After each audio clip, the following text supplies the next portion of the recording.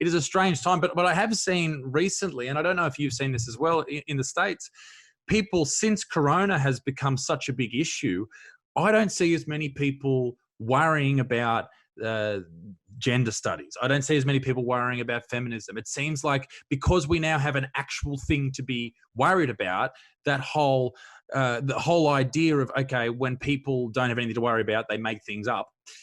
This is right now a period of time where people have something to be scared of, an invisible force that's coming after you. It's going to kill your granny, you know. This is something to be fearful of. And now that people have this, they are in the position where, okay, let's forget about what we're studying at university. Let's forget about what they're talking about on Twitter. And now let's worry about this particular thing. Do you find that is the same in the States?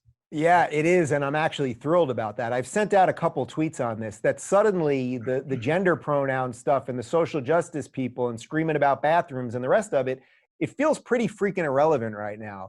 And, you know, whether it's a guy or a girl or a black person or a white person or a straight person or a gay person that finds the cure for coronavirus is irrelevant. And if you think it's relevant, it's very obvious that you're making the mistake. Like, are you not going to take the cure because it was found by a straight white man? So I do sense that because the shit has hit the fan right now and we are trapped in our homes, we're reevaluating our lives. We're thinking, do I want to live in a big city? Am I trapped in a house with someone I like or love? Did I make some mistakes? What kind of job do I want? Did I live a good life? What if society never returns to the good old days?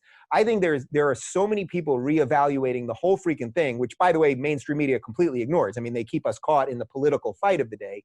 But yes, I think the overt sort of narcissism that the left has pushed on all of us about their pet issues that aren't really issues, I think is being pushed aside. And I think there's even something better than that happening, which is that right now, certainly from an American perspective, there are a lot of things that I wrote about in this book, and I finished this book in July, and the publishing process just takes a long time to get out there. I finished this in July. We edited it in the fall. So I haven't touched this thing basically since Thanksgiving, November, and here we are now in April.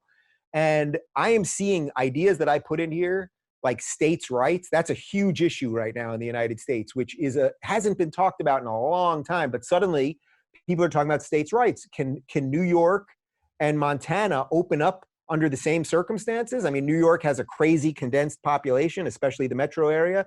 Montana, there's very few people that live there in a huge space, sort of like what you're describing with Australia. It's like, you guys, Australia, can open up in a different circumstance than the United States. Obviously, you're an island. You know what I mean? You got a lot of space. And so suddenly, when things get bad, when things get real and people have to confront reality, age-old ideas that are good actually start bubbling up. So that's why I'm actually pretty hopeful about things right now.